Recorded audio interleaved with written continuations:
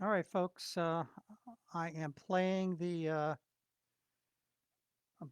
intro, so you can't actually hear if you're listening to on the blog talk radio portion right now. So right after this commercial is over, you will hear me go live. So just bear with me for 1 second.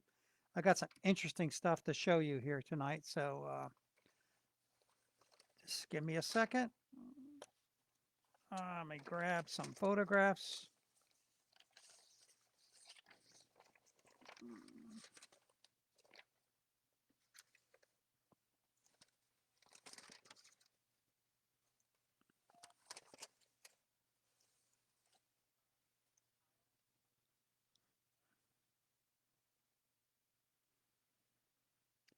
Good evening, folks, and welcome to another edition of the Stone and Tile Show. I am your host, Fred Houston.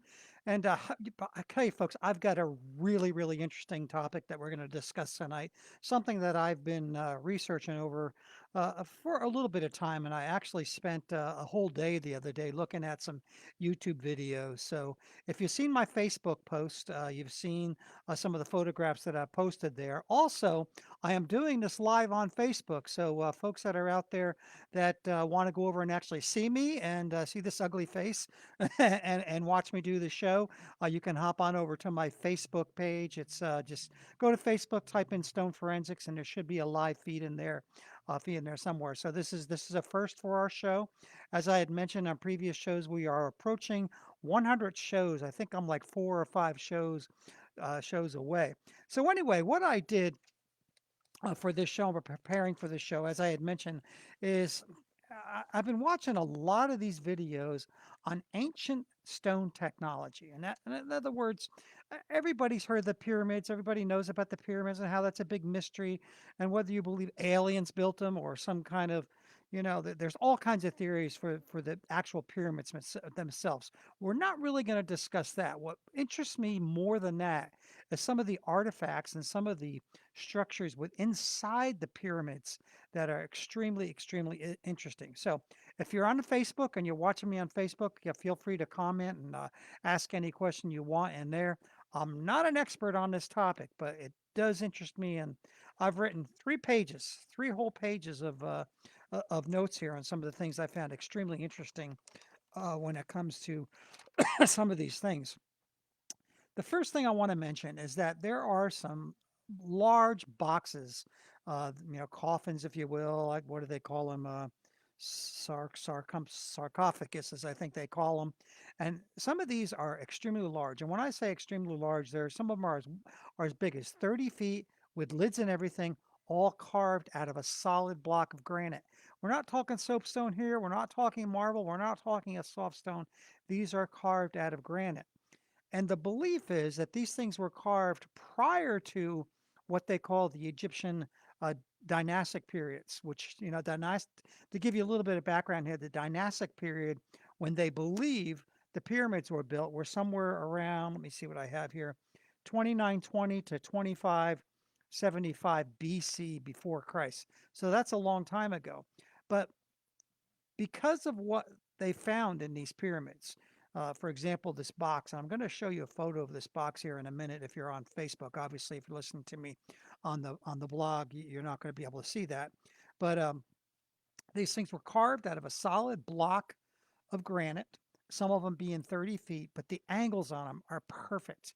I mean, perfect to that we could barely achieve with CNC technology today. I mean, accurate within, I think I wrote down with 1/120th of an inch.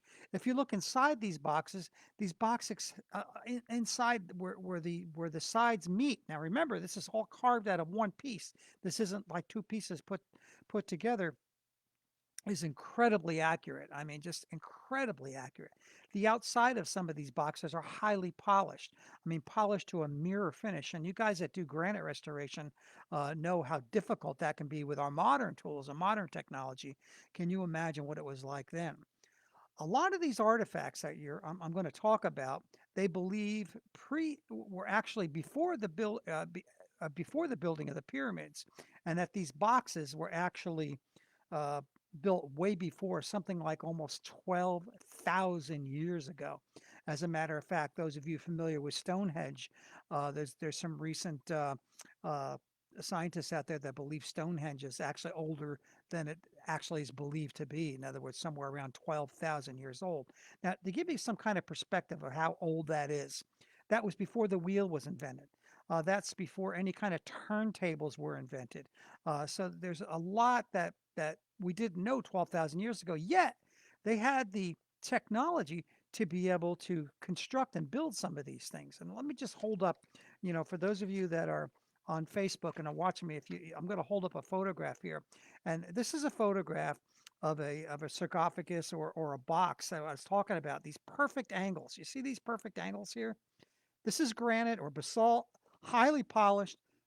This one here, I forget how big they said this one was, but some of these are almost 30 feet. And we're talking large blocks. And what's interesting about this is these things are found underground, down deep where it is pitch black. I mean, just pitch black. And what's interesting is they found no, and I'm jumping, I'm sorry, folks, I'm jumping ahead of myself here. And because I got a lot of facts that I want to kind of explode out there with. But uh, one of the things was lighting. How did they light the inside of these dark tunnels that some of them go down hundreds of feet into the ground under these pyramids? And they've got these large boxes that weigh hundreds of tons that were moved there. And remember, they believe they were moved there before the invention of the wheel. So you tell me how they were moved in there. It's a mystery. And this whole thing is a mystery. Now, there's always two sides of the story, especially when it comes to scientific facts like this, but I just find it real interesting that no one's really come up with a solid answer. Now, if you look at some of the stones and some of these pyramids and outside these pyramids, you can actually see circular saw marks, similar to what we see now on the back of a tile. You see those circular saw marks. And they've done some measurements to determine what the diameter of these saw blades should be, and some of them are upwards of 30 feet in diameter. I mean, that's a big saw blade for today.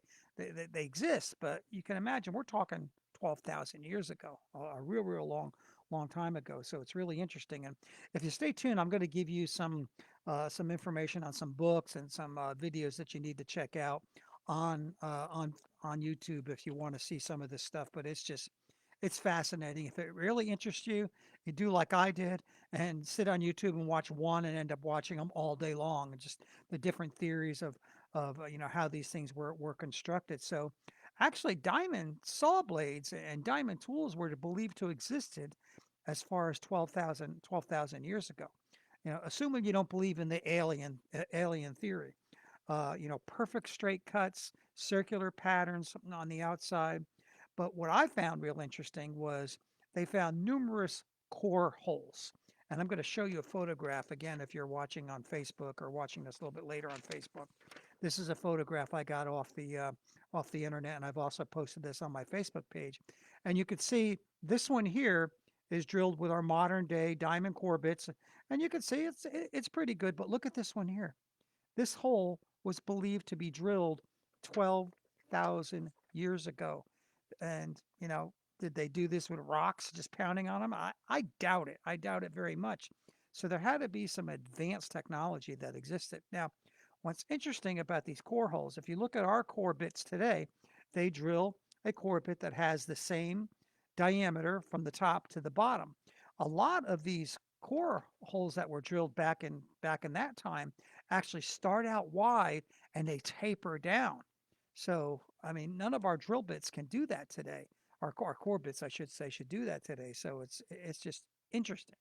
Some of the other things they found was scoop marks. These scoop marks that occurred that uh, you know scientists, archaeologists have gone in and have tried to reproduce some of these core holes, some of these scoop marks with stone tools that the Egyptians may have had. Now, during the Egyptian period, about 2500 BC, they did have copper tooling, but that's the only copper and bronze, I think, is the only tooling they had. And as you all know, that working stone, that's a very soft metal, and there's no way that's going to cut through some of this hard granite. So it's really interesting.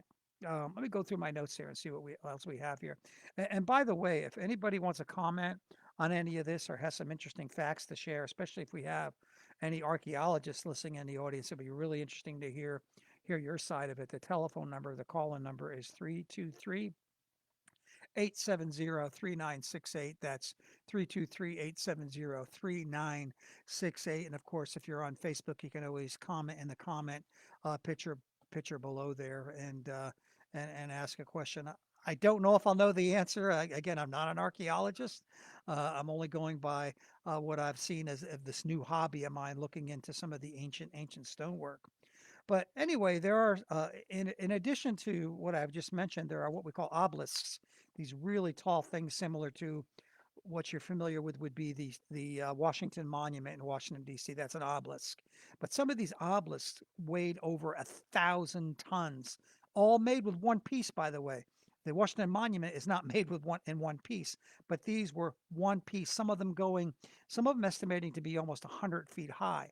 And what's interesting about all this, and I didn't mention this in the very beginning, what's really interesting is that the granite that was used to make these boxes that I talked about, to make this obelisk and everything, were brought 500 miles away from the site. So you tell me, if this was done 12,000 years ago without the invention of the wheel, how in the hell did they get those massive blocks moved from the quarry, which they've discovered the quarry, they know where the granite came from, and moved to Egypt? It's just incredible. Now, also, if you look at the other side of the world, in Peru, South America, Central America, there's the same sort of thing happening. You've heard of Machu Picchu and some of those areas as well. Some real puzzling things as to how they constructed not only the pyramids, but to how they produced uh, these artifacts, or these sarcophaguses, these coffins, these boxes, if you will. So we got the obelisk. And they have one in a quarry, and I can't remember the name of the town, outside of Egypt, several hundred miles away from Egypt, that was being built. That's almost 100 feet, and it looks like they were just going to extract it out of the ground. Now it's laying horizontal. How in the world would they, back then, today with our equipment, it would be very possible to lift that up to the vertical position from the horizontal position. But even if they could do that, how the heck did they get that thing from the quarry hundreds of miles away to where the pyramids are near the pyramids were in Egypt? It's fascinating. Now, a little bit about the pyramids. The pyramids, most of you probably imagine that they're built with local limestone there in Egypt, which part of it is, but the base of the pyramid is made of granite, some of it being red granite, again from hundreds of miles away. Now, those of you that watch Indiana Jones and some of those, you know, movies on TV, or if you've even studied ancient Egyptian, you've heard about hieroglyphics, some of the carvings that are done. Well, it is several scientists' belief now that those carvings are actually newer than the actual thing they were carved onto. So you have these boxes, you have these bowls, these obelisks where the carvings were obviously carved with some kind of chisel and metal tool, or not metal tool, but kind of a rock tool, because they're very crude compared to the technology that actually built the artifacts. So what they're thinking happened is that the ancient Egyptians actually discovered these, built thousands of years before them, and they actually carved all of it. And I guess when I read that and actually saw it on the video, the first thing I thought of was, oh, that's ancient graffiti. Uh, I recently did an article on how to remove graffiti, and I don't think that's the one graffiti I can remove. So it's interesting. It's extremely interesting. So, you know, basically, there's evidence that in ancient ancient Egypt and before ancient Egypt, that there was some kind of advanced technology that we just don't know about. It's just hard for me to look at some of these boxes and the buildings, the pyramids and these walls, some of these pits. I mean, all these things I saw in these videos, and to life of me think about, how could they do this with rock hammers, just banging one rock on the other? Some people have said, well, you've got thousands and thousands of slaves. If you give them all a rock and start pounding away, and someone actually did a calculation on that and building the pyramids, and I wrote it down. So give me a second here, look it up. And they said that a rock would have to been actually chiseled, moved and put in place every 2 minutes in order for to build the pyramids in the time frame that they were built. And I believe the time frame it took to build some of these pyramids was 20 to 30 years to construct a pyramid from the beginning to the end. So again, it just boggles the mind, how they did this. Um, there's a theory out there, and you can look this up. Again, I'm not an expert on this, called catastrophism, which simply means that uh, basically some catastrophic event actually wiped out everything on the earth. In other words, if you follow the dinosaurs, for example, they think an asteroid hit the earth and wiped off the dinosaurs. Well, there's a certain group of scientists that believe what happened is that we had this advanced technology and this catastrophe, and some of the theories are intense solar rays that would just basically vaporize anything on the earth, and they have evidence of it. They have evidence showing these scorch marks, these burn marks, where it's actually melted the surface of some of this rock, granite. Well, those of you that work in granite, you know what type of temperatures it takes to actually melt granite. But there's some evidence that it's actually melted. So there's some strong evidence that you have these solar rays that have come onto the Earth, way back when that caused some of this and wiped out civilizations, and civilization had to start all over again. So the way I viewed it was that we had this advanced civilization, maybe similar to what we have now. It got wiped off, and then the Egyptians picked up after there because of their stone carving techniques are kind of crude compared to prior to that Egyptian dynastic period, which is quite interesting. I mentioned tunnels being, hundreds of feet deep in the ground, which is interesting because these are tunnels carved in the bedrock. Hieroglyphics I mentioned. Um okay, if you want to search YouTube like I did, you go to the search engine in YouTube and type in advanced technology of ancient Egypt, and you want to look in particular for one by an individual by the name of Brian Forrester, Forester. Just he has a 6 hour one. There's some shorter videos there, but it's just some really, really, really interesting stuff. So anyway, let me go ahead and take a break. I'm going to take a break from the radio show. You'll still see me on the YouTube video here for an ad, and then we'll come back and talk a little bit more about this subject. And I'll give out the phone number one more time. Actually, let me give it out now. It's 323 870 3968. That's 323 870 3968. And I'll be back right after this.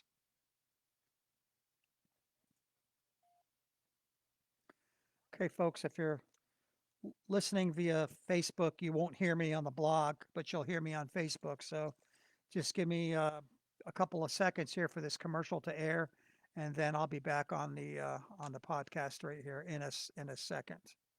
And if you're watching via Facebook, go ahead, please comment so I know you're listening. I can't tell with what I'm looking at now if anybody is listening here or actually watching me. So go ahead and make a comment there below, even if it's just to say hi, Fred. That would be great.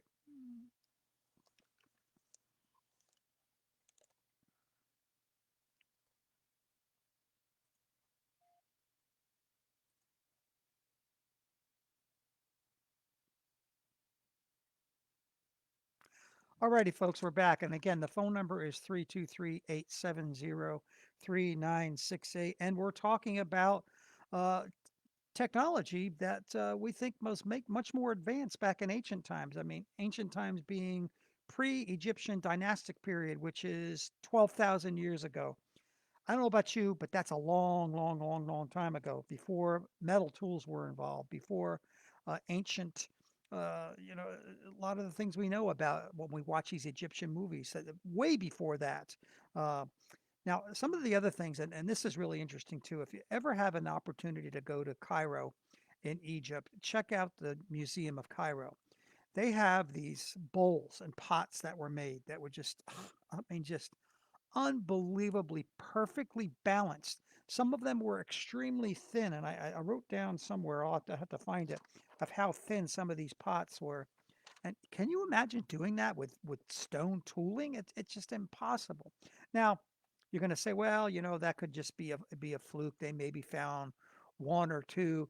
No, they found thousands. I think it was something like 40 or 50 thousands of these pots that were actually carved out somehow, and they would be difficult to replicate today. That's how well balanced some of the material is. And again, most of these were made in granite. We're not talking a soft material.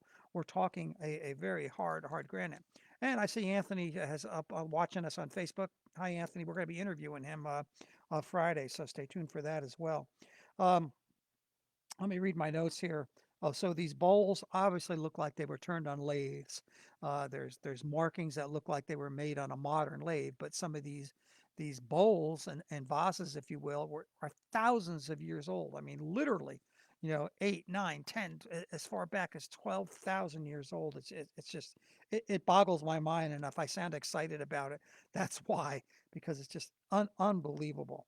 Um, I mentioned these large blocks were not only moved from hundreds of miles away into these tunnels, but some of the work on these boxes they believe were done uh, in the dark in these tunnels. Well, not necessarily in the dark, but somehow in a tunnel that would have been pitch black if they didn't have lighting. And they didn't use torches simply because there's no evidence. When you use a torch in an area like that, you're going to have burn marks, no burn marks whatsoever. So there was some type of artificial lighting that was, or they believe was brought into this. So it's really interesting. Now, for those of you guys that do polishing, there's evidence that they had some kind of liquid polish. Now, we go back in history, we know that burlap was used, salt was used, probably some kind of plant material was used to actually rub on the stone to obtain the polish. But actually,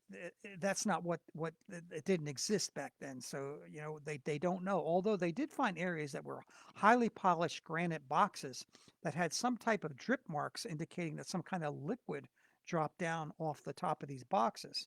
And this polish is still there today. And you guys that polish granite know how difficult it is to polish granite. So there's evidence of some kind of polishing. Now, what intrigues me and what's really interesting with all these theories about, you know, there had to be modern technology there, there had to be, you know, maybe even electricity. Why is there no evidence of that? We find evidence of the final product, but there's very little evidence. There's one wheel they found made of stone that looks like a turbine or some kind of pump wheel or something like that. But it's the only thing that I know based on what I'm reading that is actually there. So what happened to that? Kind of makes you wonder sometimes about, was it aliens and they just came down, did all their work, and then took their tools back with them? I don't know. I'm not necessarily a believer in that. Do I believe aliens exist? Probably, but that's for another topic and another debate. But where are those tools? If there was lighting inside these, where are the wires? So it's a mystery, and hopefully, I'll be alive when they start unraveling some of this mystery and they find some of these reasons.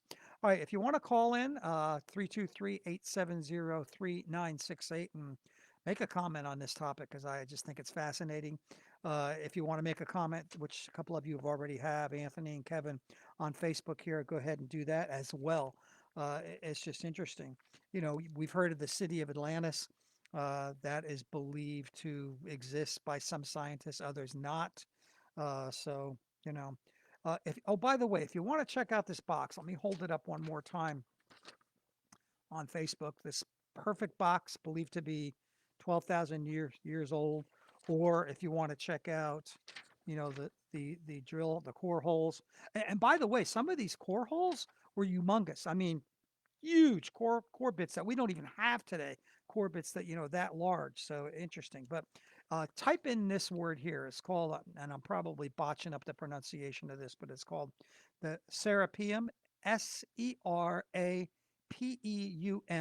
Look up that. That's where that box is found, and you'll actually see all kinds of angles. And again, you can do that on YouTube as well and see some of the videos that describe that as well.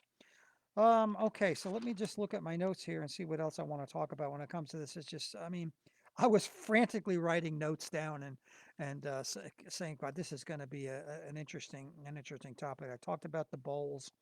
Uh, I talked about the precision that they believe some of this stuff has tooling marks that you would find today. I mean, the same exact type of tooling marks from large saws, etc. There's an excellent book out there if this really tickles your fancy like it does mine. And I'm going to read this book, and I haven't yet, but the book is called Lost Technologies of Ancient Egypt. And it's by Christopher Dunn, Dunn. So you could probably go on Amazon Books or whatever and take a look at that. And I'm sure uh, you would see that. And somebody mentioned who would leave their tools behind? Not me. Love my tools and equipment. Yeah, yeah, yeah. I would think that too. That why would they leave their tools behind? But if they did, where are they? No one's found any tooling at all. So it's kind of interesting. Okay, let's see. That may be it. I mean, oh, some of the floor panels on the bottom of these pyramids weighed in excess of 40 tons. And if you look at them, some of them are so intricately placed that some of you guys out there that install floors, I challenge you to match the accuracy and the precision that they did back then. It's just incredible. I personally have not been to Egypt yet, and I never really wanted to go until started researching this. And boy, I tell you, um, it's just incredible, just incredible to see some of this stuff, and especially a trip to the Museum of Cairo, which has a lot of these artifacts, these boxes. I saw one photograph where they actually, uh, a lot of these boxes, just to give you some background, the lid was actually built out of the same block. So you would have one large block, and they would cut it. And there are some evidence in the quarry where the box was actually made, and they started cutting the lid from that block of stone, and something happened, and the lid broke off, or part of the lid broke off, or whatever, and you could see the saw marks there. And maybe what I'll do is I'll post that on my Facebook page as well. It's just, well, actually, it is posted on my Facebook page. It's this photograph here. You see this here? It looks like someone just took a saw blade, a diamond saw blade, and just cut right through it, and then it stopped right there. And if you were able to see this in person, from what I told you, you can actually see the circular saw marks that exist on it. So, you know, I mean, I wish I had a time machine. I wish I had a time machine that I could go back and say, okay, let's set it for 12,000 years ago and see how they actually did some of this stuff and some of the tooling. So, um, if this kind of stuff interests you, I highly recommend that you look at these YouTube videos. And again, I'll read you what to type in the YouTube search box where I found all this stuff, and it is what's it called? I know I have it written down here somewhere. Advanced Technology of Ancient Egypt. And it's not only Egypt, you can go to Peru um, and see some stuff there too as well, but not as far as Egypt. I have not been there either, but boy, I tell you, it's on my bucket list, and hopefully I live long enough and hope this virus thing is over by then. Maybe the virus wiped them out. That's why uh, we don't know the history of how they did this. But anyway, um, I think I'm going to wrap it up for today, folks. Again, a couple of short announcements. I still have my correspondence classes. I'm offering 4 correspondence classes now. The ones I've sold, I'm getting some great feedback from both people that are beginners as well as advanced guys in the business. So you might want to check that out. Just simply check out my website, stoneforensics.com, or just drop me an email. My email address is fhouston, FHUESTON at gmail.com. Again, the podcast can be heard on, I actually have it written down here somewhere if I can find the darn thing. Here it is, blogtalkradio.com/drfred, Fred. That's blogtalkradio.com, drfred. And I think the Facebook, since this is the first time I'm doing the Facebook video, it will also archive this as well. So you'll see it on my page, and you just search Stone Forensics. So, been a great show, great topic. If you have any comments, feel free to mention them on Facebook. Send me an email, fhouston, FHUESTON at gmail.com.